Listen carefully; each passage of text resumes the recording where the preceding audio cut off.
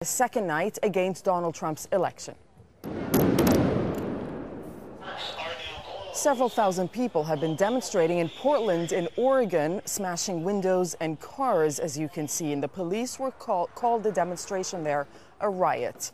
The protesters are saying that a Trump presidency will create deep divisions along racial and gender lines. Rob Reynolds reports from Los Angeles.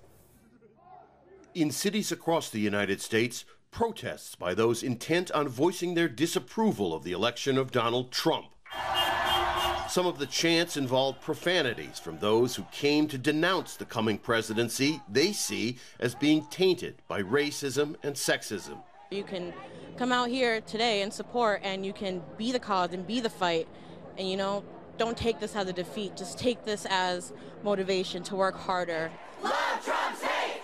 Many of the marchers are young people from a variety of races and ethnicities. Protests were organized with the aid of social media. On college campuses and at high schools, students walked out of classes and staged sit-ins. In Los Angeles, protesters burned a Trump effigy and blocked a major highway.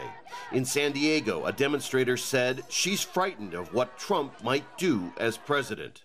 So we got all together just to set up a sign to let people know and to wake up and tell them, how we feel about this. I am pretty horrified about that. Donald Trump has got to go! New Yorkers marched up 6th Avenue, chanting, "Not my president," and blocking streets around Trump Tower.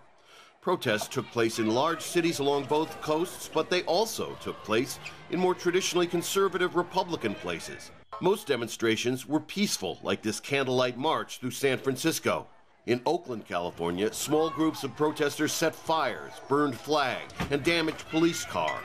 Before the election, the U.S. was a bitterly divided country. The outcome of Tuesday's vote has not helped matters. Rob Reynolds, Al Jazeera, Los Angeles. Well, those protests came just hours after the president-elect began his transition to the White House. He met with President Barack Obama. And during the bitter presidential campaign, Obama said Trump was not fit for the job, and Trump had called Obama a horrible leader. But the two seem to be putting that behind them for the sake of the country. Well, differences were set aside within the divided Republican camp as well. Trump made a joint public appearance with the House Speaker for the first time in months. The two had been at odds during the campaign. Let me just say how excited we are about these opportunities for the country.